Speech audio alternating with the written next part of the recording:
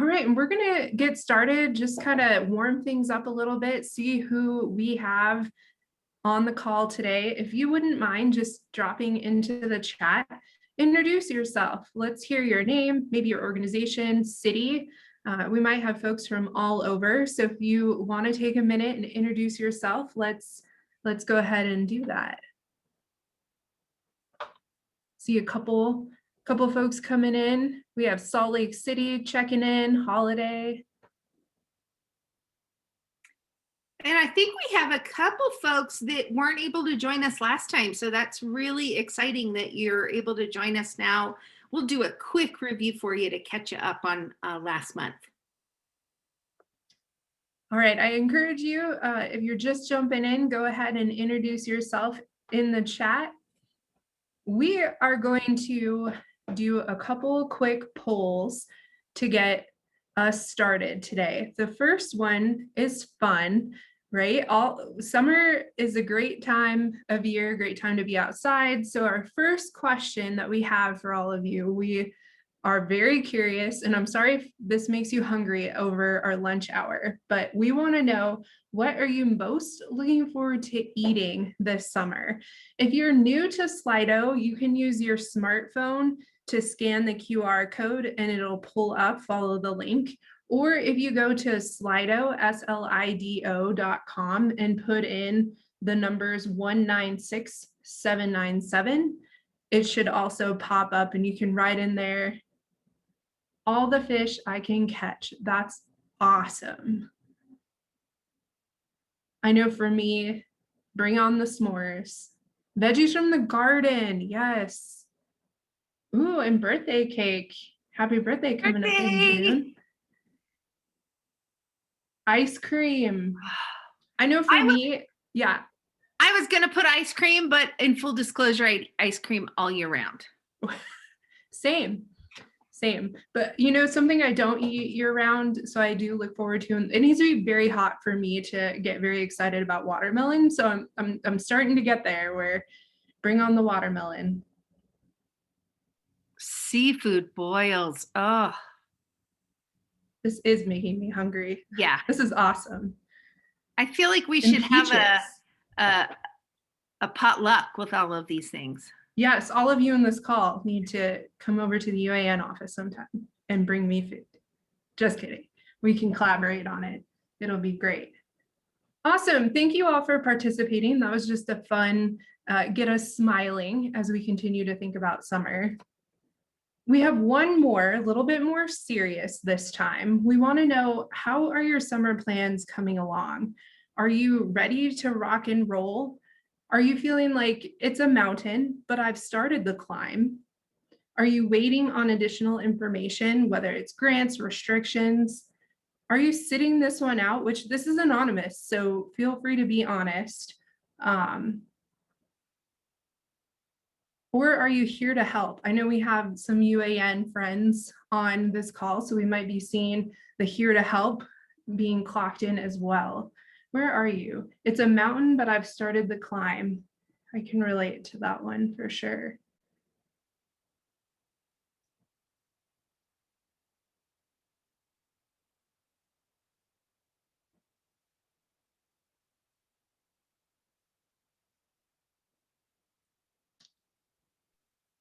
We'll wait for it to, we'll see if it evens out, levels out. That is here in a minute, but it looks like majority here to help, and it's a mountain, but I've started the climb. Well, I think you're in the right place for relating to, it's a mountain, we have a long ways to go. My name is Holly Phillips. I'm with the Utah After School Network. I'm the school alignment specialist, and joining me is Lisa Wisham from the Utah Education Policy Center. Lisa, do you want to take a minute and introduce yourself? Yeah, hi. I am Lisa Wisham. As Holly said, I'm from the University of Utah Education Policy Center. I have worked in the field of after school for a long time now, and I've been on the board of directors with UAN for several years. And right now, my work is with after school and community school partnerships and evaluations. And I'm just really excited to have these discussions about making data the heart of our discussions and our focus as we're looking at summer planning. So thank you all for being here. And I pulled up my slides ahead of time and they're gone. So I'm going to pull them up again real quick. In the meantime, just to review for everybody, this is a summer webinar series. We're kicking it off with a 3-part planning module. So if you weren't able to join us live from our website, you can go back and watch the first session, which was all about creating SMART goals. We're here in this session. We'll meet again on May 24th or 25th. Go on our website to verify that date. We'll be back again to sort of wrap up this planning phase. And then at the end of this webinar, I'll pull up the full calendar and preview what we're going to have coming later as we move into the summer. Great, thanks, Holly. Oh, Holly, can you let me share?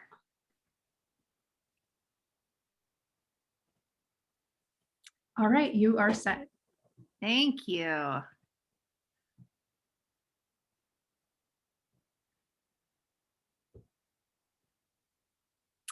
Okay. Hopefully everybody can see my screen now. The purpose, just as a brief recap for those that are new to this summer learning series, as Holly said, we're bringing together a cohort of professionals who are in the midst of planning for a great summer, but want to make sure that it's an intentionally designed, outcome-driven summer program. So we're going to use the continuous improvement cycle framework that I shared in our last convening, and I'll share that again in just a minute, to really be at the heart of our discussions related to summer programming based on data. And then our goal is to help you think about your programs using that continuous improvement framework, thinking about your SMART goals, what activities and services you're offering this summer, how you're collecting your data in order to show progress towards those outcomes, and then kind of some reflections and adjustments based on the data so you could make some tweaks to your summer program or even going into next year. Just as a reminder, like Holly said, May 25th is our next session after today, planning for those adjustments. And then we'll give you the rest, July or June and July to implement your programs. And then we're coming back together on August 3rd to celebrate. And that will be a time for y'all to share successes, some challenges that maybe you encountered, problem solve going into the year, but really celebrate a fantastic summer that was data driven. So last time I introduced this quote, every system is perfectly designed to get the results it gets. Just as a reminder, we are being intentional, we're being focused, we're being really aligned in all of our decisions and our goals so that our results for our summer programs shouldn't be a surprise, and hopefully they won't be a surprise. So we're kind of living by this motto every month, and I'll just bring it back each time we meet just as a nice reminder. For those of you that are new to the Summer Learning Series, this is our continuous improvement cycle framework. Like I said, this is at the heart of our discussions and of our summer planning. So no matter where you are right now, you might be in this engage quadrant where you're still talking with folks about the needs this summer, trying to figure out who might participate if you had a summer program. You might be in the design phase where you know what the needs are, you know who your participants would be, but now you need to really figure out those services. What are you offering this summer based on the needs of your students and families? And then once you figure out what those services are, what data are you collecting for each outcome? We're going to spend most of our time today in this green design quadrant. The red quadrant is where we'll spend some time on May 25th. As you're thinking about implementing those services and you're collecting the data for each of those activities and student outcomes, how are you looking at your data? How are you thinking about it? And how are you making it a part of every conversation so that if you need to, you jump up to this fourth quadrant and make those either minor or major adjustments to your program based on what the data are telling you. The summer is a short time. We all know it flies by so quickly. Whether it's a 4-week, a 6-week, a 7-week program, it goes by fast. So how often do you want to be meeting with your team to look at those data, to make those adjustments? You don't want to wait until the 6 weeks has gone by and say, well, maybe midpoint we should have made a couple changes. So we're going to talk you through that next time. Another reminder from last time is we spent quite a bit of time talking about SMART goals. We wanted to make sure we took you through a process where we took an average goal, a very generic goal for summer, and we added some language to make it specific, measurable, attainable, relevant, and time-bound. And we asked you all, as you leave, to be thinking about those SMART goals and to bring some ideas back to us. And so what I'd like to do is open it up right now to see if anybody has some ideas for a SMART goal, if anybody could share with the group a SMART goal that they've come up with, that we can just to show that progress that we're making. Is there any brave soul that would like to share a SMART goal with us today for your summer program?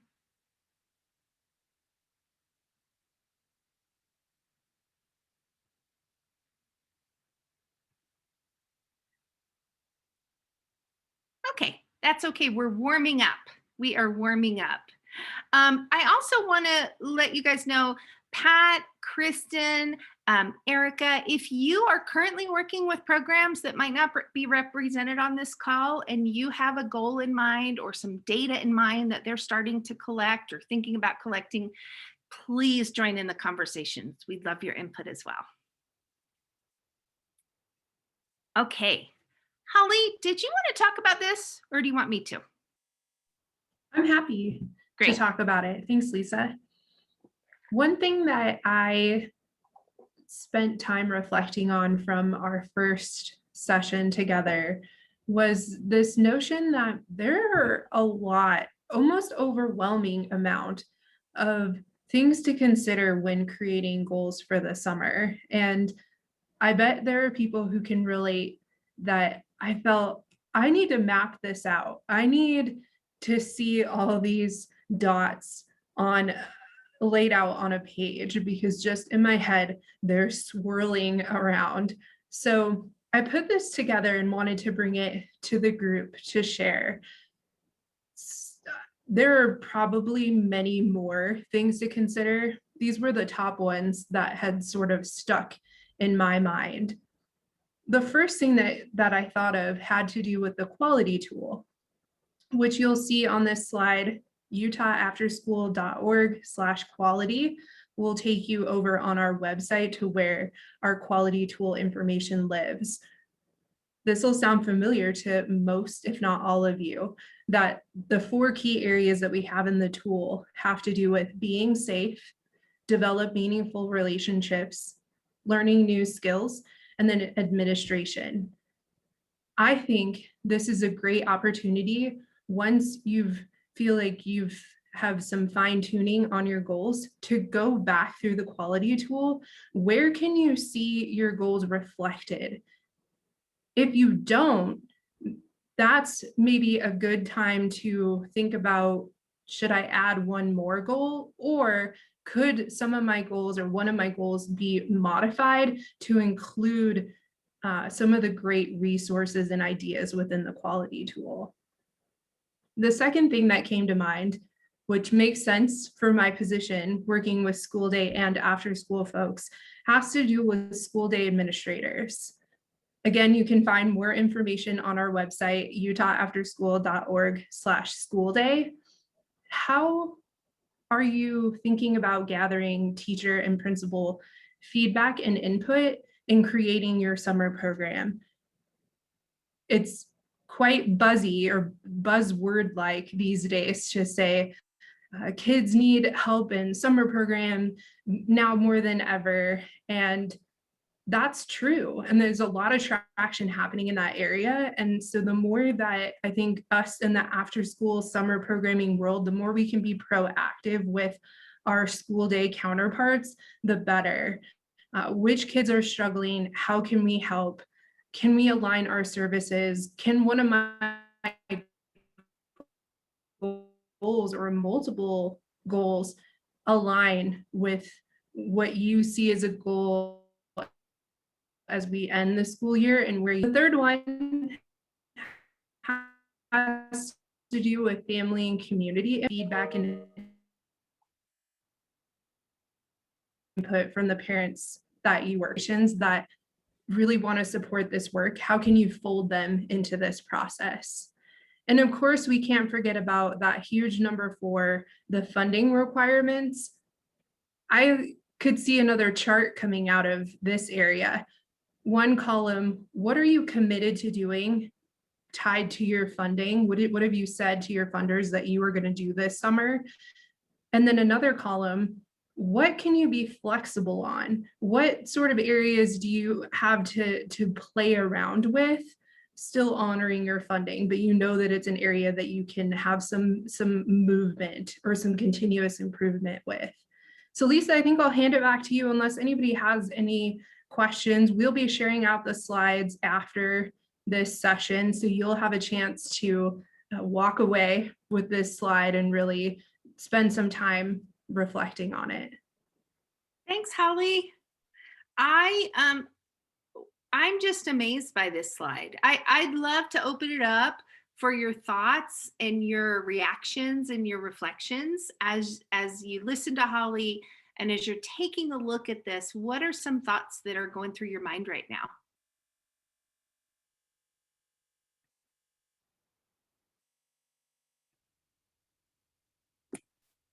I liked how there's so many different aspects and you're considering them and then seeing kind of how to tie them all together to really create that strong foundation. I really like that.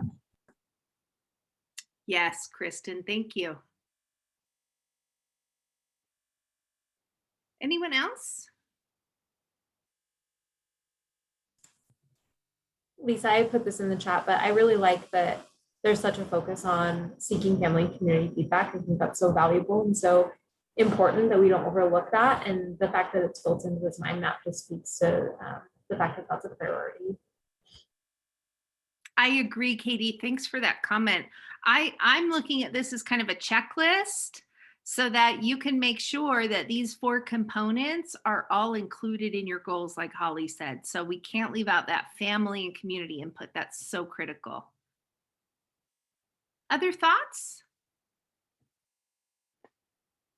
Or is there anything else that maybe you're taking into consideration that we might not have represented on here?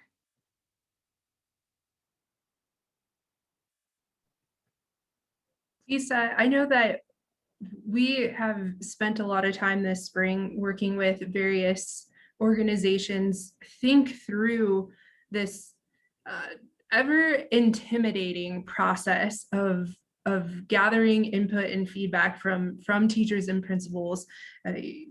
It's always referenced that they're extremely busy. They have a lot going on. The teachers have huge caseloads in some cases, many kids that they oversee. What comes top of mind to you for navigating that? Or what would you say is even the first baby step towards wanting some good interaction with the school day folks? Are you asking me or the group, Holly? I was asking you, Lisa, but anybody okay. Feel free to jump in. That's a great question. I think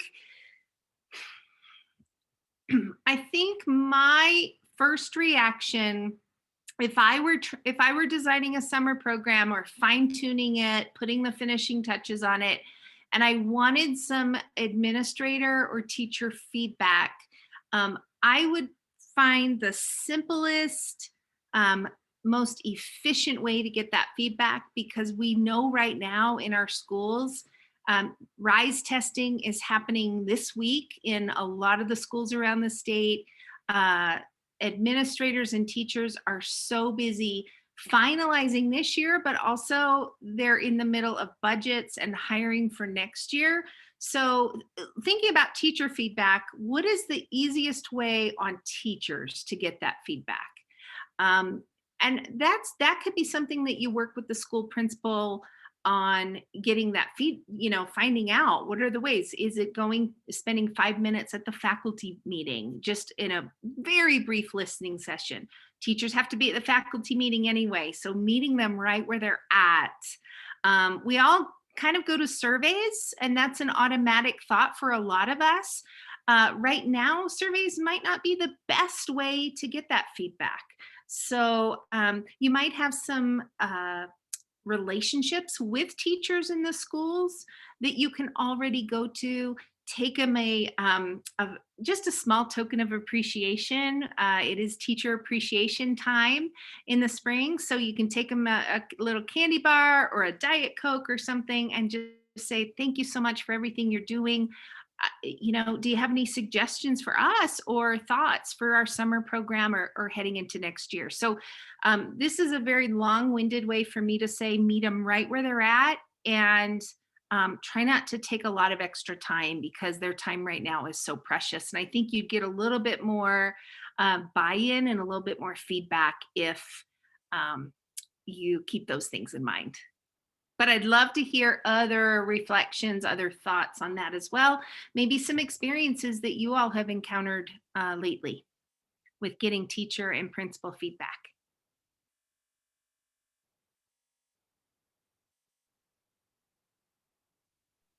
I can think of one example from the field that I've heard that I think is really great is even maybe you have monthly, a small chunk of time already carved out with the principal at your school, or connected kind of in association with your organization, and even just starting to ask some good probing questions. What are you hearing from your teachers? Sort of what's the word on the school building street, as it were?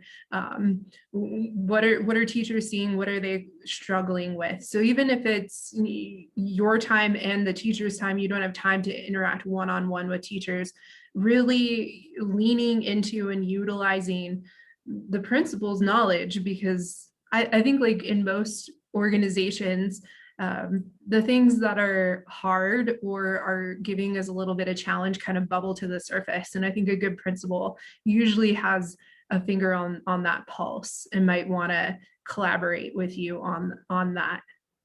That is so true, Holly. I mentioned a minute ago that a lot of administrators have their mind, halfway in the present and halfway in the future to next year. Some language that might help you when you're talking with school administrators, because right now, every school team is, like I said, hiring for next year, thinking about logistics for next year, but also getting their school improvement plan ready for next year. Some schools might call it a school improvement plan. Some schools call it a 90-day plan. Some schools just call them school improvement goals. But just about every school has some overarching school goals that they're going to be working on next year. And to be able to ask the principal, what are your goals for next year? And how might our program this summer and our program in the fall help you with some momentum towards those goals? Again, making it seem like you are offering success, and you are offering them a pathway to be successful on those goals. So that might get you in the door as well with those conversations. Any thoughts before we move on?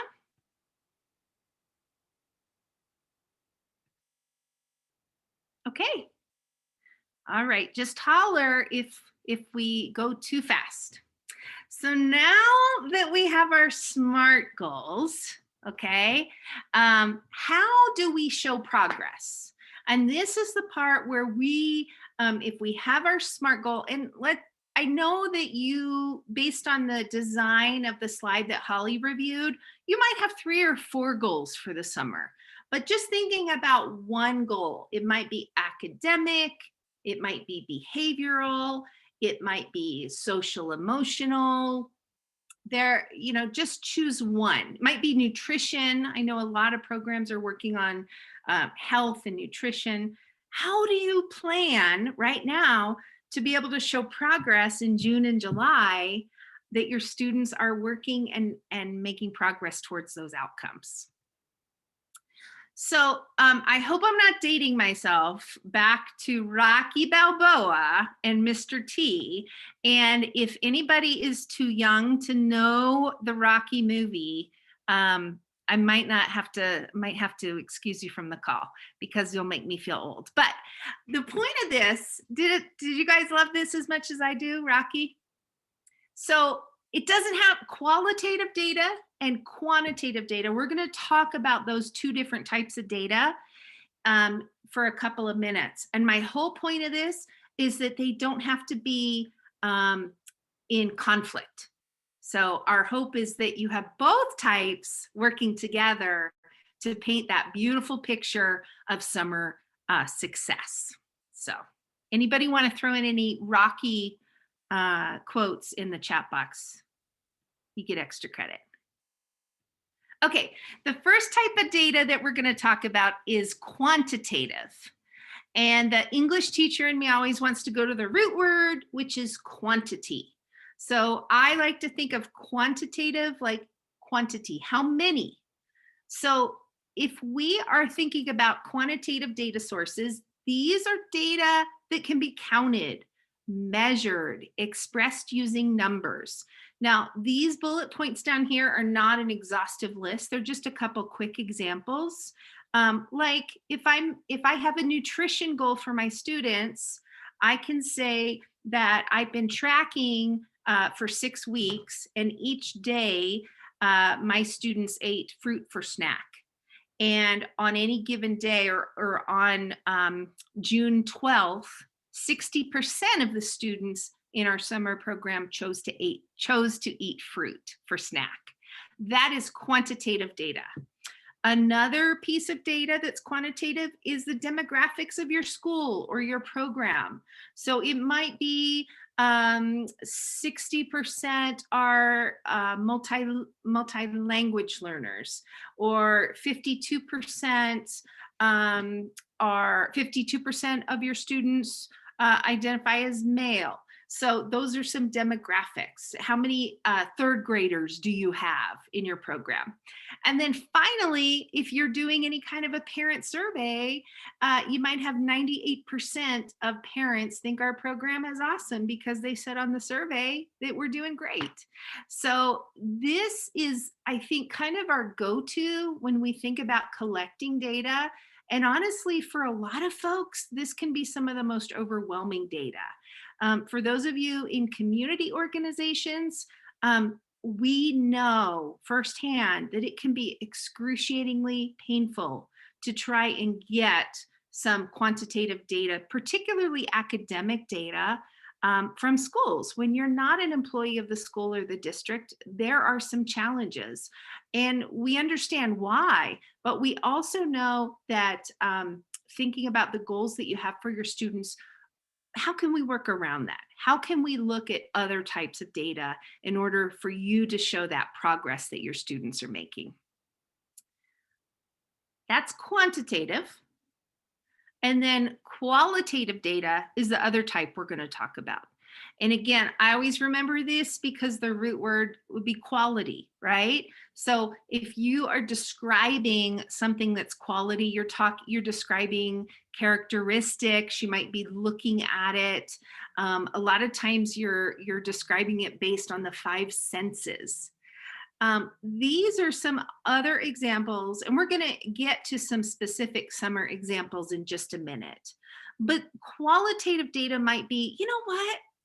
we're working on kindness in our summer program, and I'm noticing that my kids are kinder to each other. So what I'm doing must be working. Our curriculum on kindness must be working. Or I saw student X help student Y today during snack. So I think they're learning more about helping and kindness. And then when parents came to check their students in this morning, I overheard two parents talking, and they were saying how great our program was and how much they appreciate that their children have a safe space for them to go during the summer. Again, these are not necessarily in quantitative terms. They're not measured. It's more like a lot of it is conversational, a lot of it is observation, but it's still data. I always kind of think about this as, what are some data? I'm a sticky note person. I don't know if anybody else in the group is. I have sticky notes all over the place. This is kind of data that when I hear it, see it, feel it, I jot it on a sticky note. So in my mind, this is kind of sticky note data. So if we were to think about the summer, okay, these are all different types of data that you may think about collecting, again, based on your goals. So we have to make sure, if you're collecting attendance data, are you collecting it for a specific reason? Is it because you have a goal related to attendance? So that's kind of the caveat. Make sure that the data you collect is aligned to the goals, and the goals are aligned to the needs of your students and families. But here are some quantitative data that you may collect this summer based on your goals. So you might look at attendance, how many students are showing up every day, your overall attendance rate for the summer. If you're using a specific curriculum, you might have pre and post survey data. You might have the pre and post for students. You know, what are they struggling with, or what are their needs as they're coming into the program and then exiting the summer program. Acadian scores, that's good data. You might have that from the school year, or a lot of people in summer look at Acadian scores. Used to be DIBELS, end of year Acadian scores for the school year, and then looking at the fall Acadian scores and trying to say, is there a chance that our summer program either helps students improve in those scores, or possibly reduce the summer learning slide? We talked about surveys. They are a great source of quantitative data, students, parents, teacher surveys, and then also student tracking. I want to talk about this for a minute because I feel like student tracking can be some of our most helpful data, but also some of our most underutilized data. And this is where I'm going to need a little bit of your help with.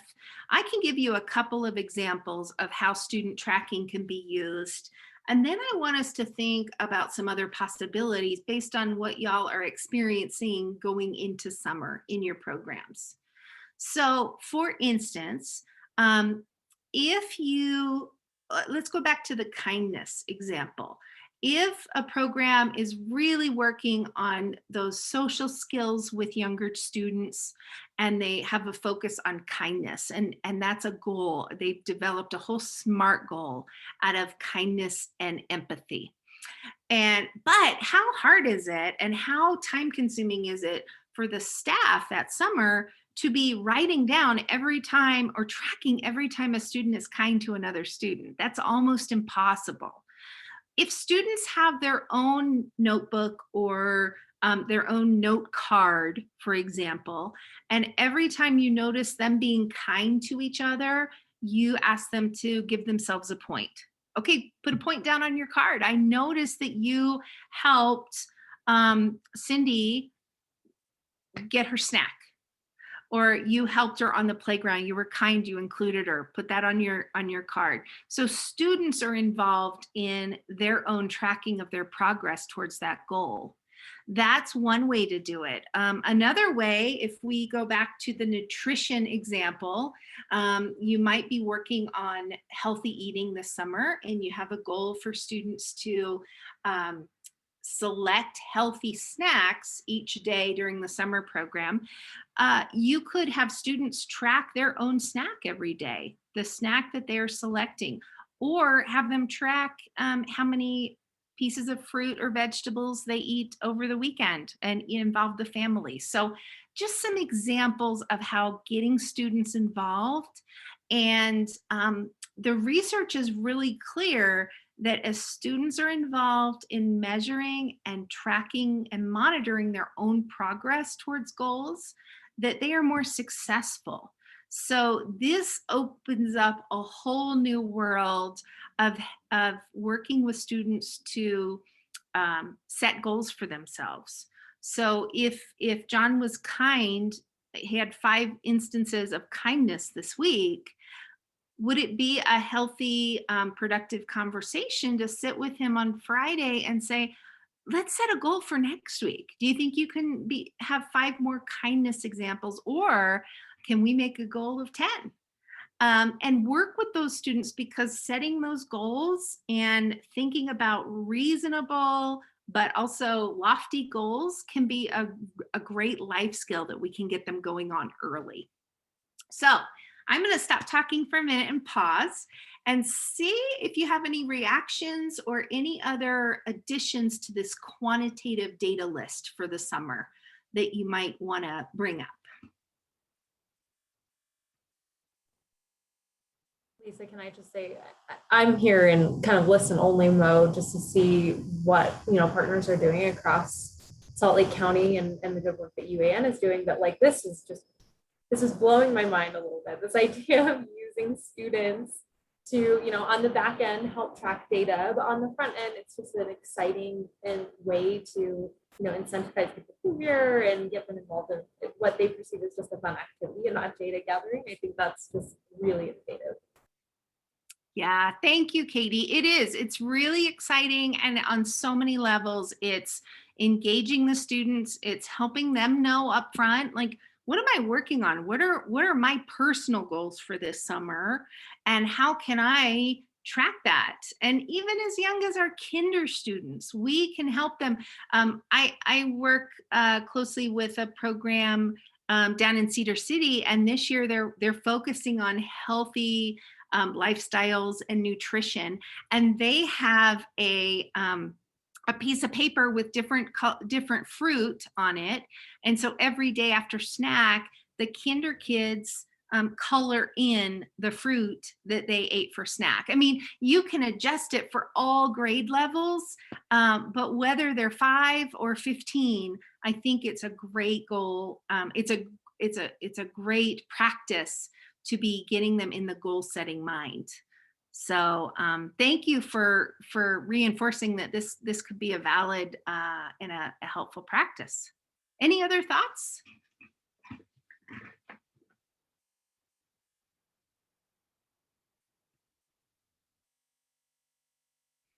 Anything that you all may have tracked either during the school year or summer that's not on this list? We didn't put like RISE scores or student grades because I was thinking really for summer, but if you're thinking for the school year, those would fall under quantitative as well. So under qualitative, whoops, sorry.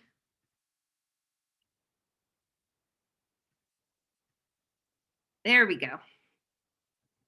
Qualitative, again, focusing on the quality that you're trying to gather data on.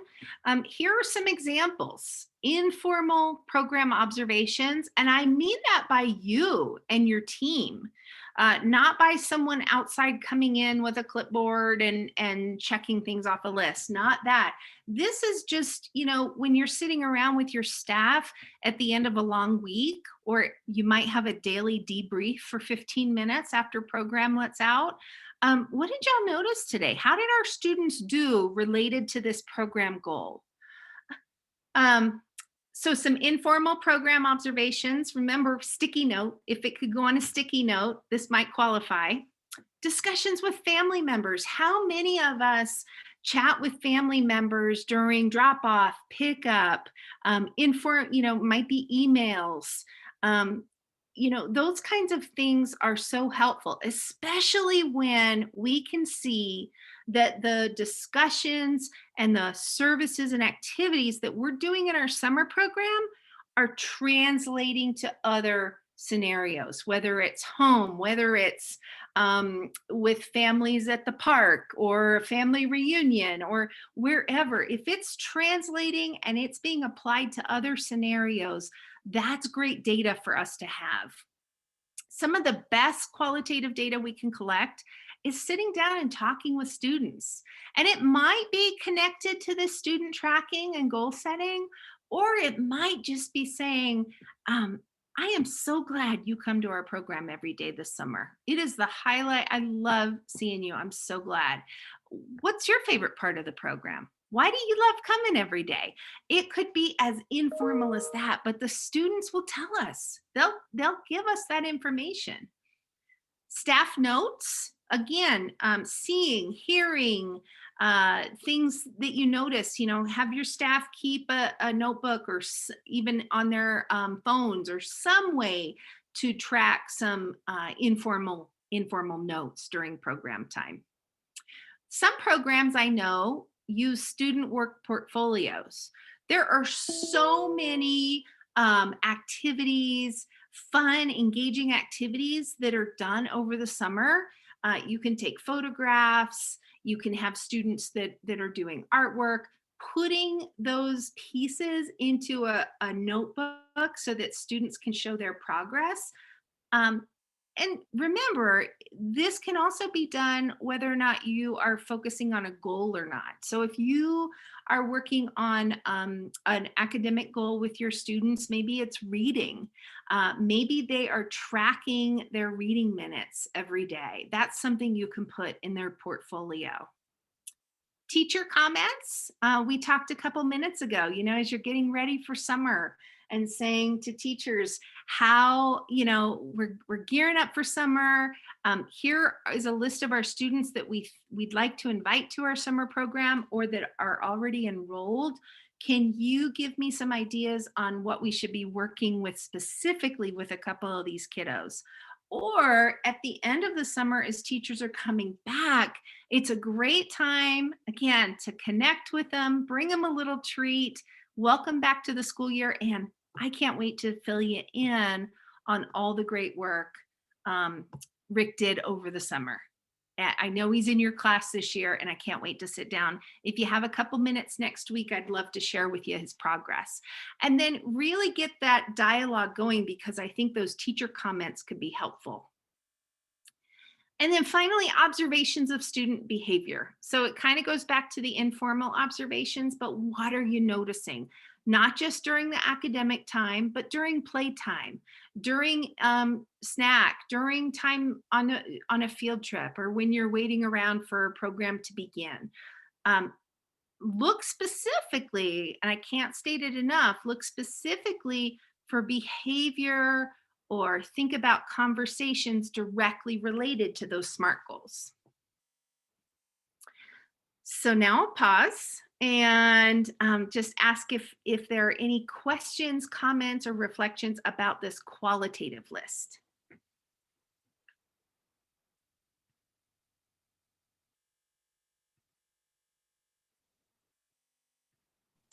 I'll just say that I'm really excited we're having this conversation about qualitative data, because I feel like when people think data, we think more quantitative, and that, like you said earlier, that sounds scary. Yeah. But there's lots of things we can do to track qualitative data, like you said, that are so simple, like taking 10 minutes at the end of the day to chat about a specific topic that or behavior you're looking for. So this has been really great to hear more ideas for tracking qualitative data. Thanks, Savannah. A couple other ideas are at the end of your program. if your 6-week summer program is wrapping up and you want to gather a group of students together for half an hour and do like a mini student focus group to find out what their highlights were for the summer program, you can also do that with your staff and with parents or family members. So that could also fall in with qualitative data as well. And again, this is not an exhaustive list. We can keep adding to this, but these are some frequent examples that I could think of going into summer. Lisa, I also wanted to just add, because I love how we kind of talked about it before, but I really love how involved we can get the kids and how we're kind of setting up a foundation for them to continue their own progress, and then it takes off stress and then creates ownership and responsibility and more progress. So I just wanted to mention that one again, because I just thought that one was just amazing. Thanks, Kristen. And if as you're developing these goals and as you're in that quadrant where you're saying, okay, we have our goals, how are we going to collect data to show progress towards each of these goals? Feel free to reach out to me or Holly, because there's just about, for almost any goal you have, we believe there's a way that students can help you track that data. Because again, there's not enough hours in the day for you and your team to track every piece of data. Get the students to help you. And oh, by the way, they'll learn something along the way. So call us if you get stuck on any of this. We'd love to sit down with you for a couple minutes, set up a Zoom call, and help you think through this.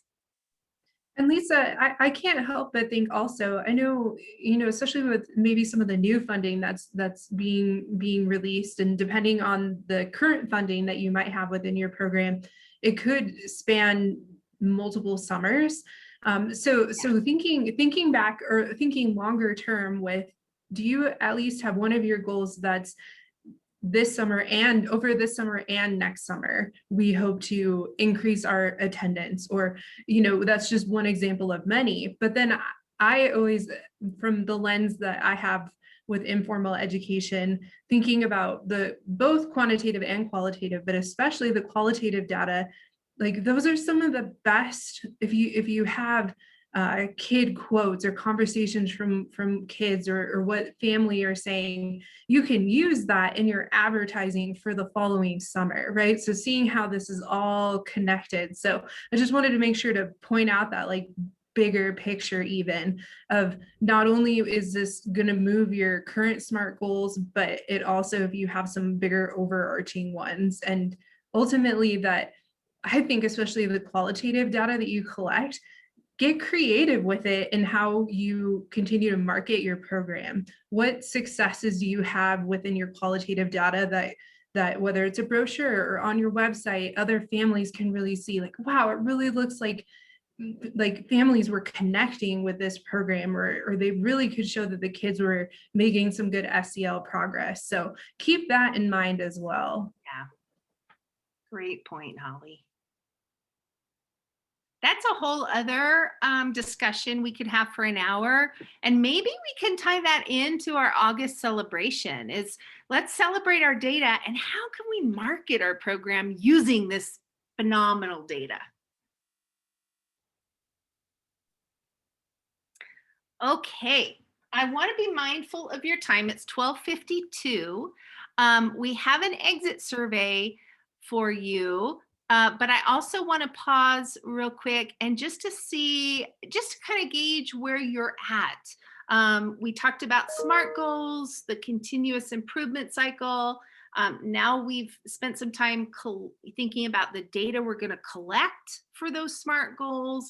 And next time we meet in a couple of weeks, we're going to talk about, once we're collecting this qualitative and quantitative data, how do we look at it with an eye to be prepared to make adjustments in the moment? We're not going to wait till the end of the summer, but are there some adjustments that we can make based on that data that we're seeing? So any questions or reflections, or anybody want to share where they're at with their summer program plans with regard to the continuous improvement cycle?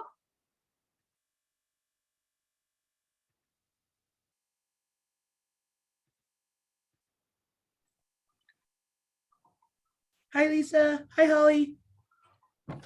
Hi. So here at Neighborhood House, we are excited for summer. It kind of feels like the kids just went back to school, but we're excited to have them back full day and able to actually separate them back out into age groups and grades instead of schools. So yeah, I just wanted to say thank you. And I really like the student tracking piece.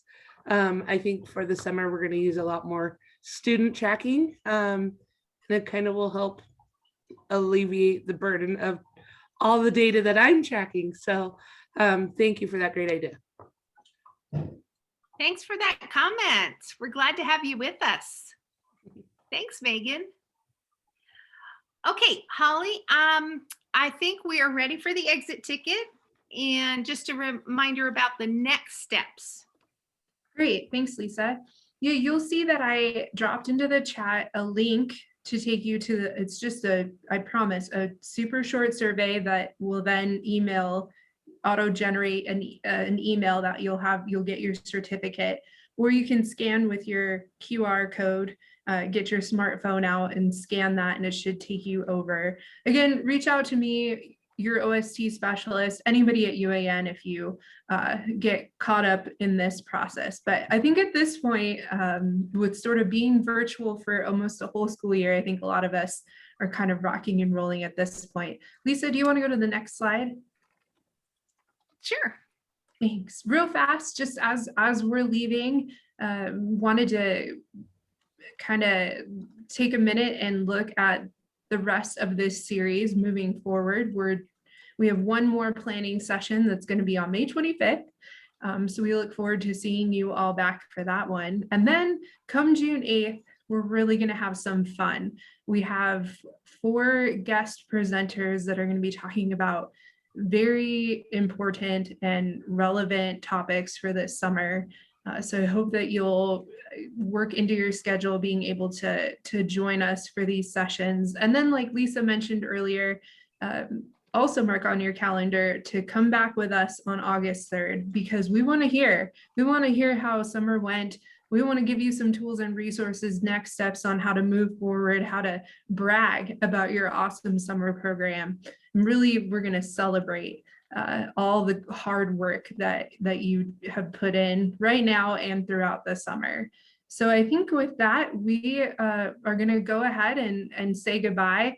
I'm going to stick around. So if you have any questions last minute, feel free to stick around and we can have a chat. I'm going to stop the recording now.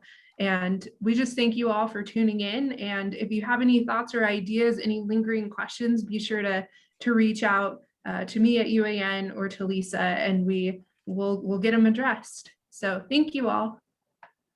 Thanks, everybody. Great to see you. Have a great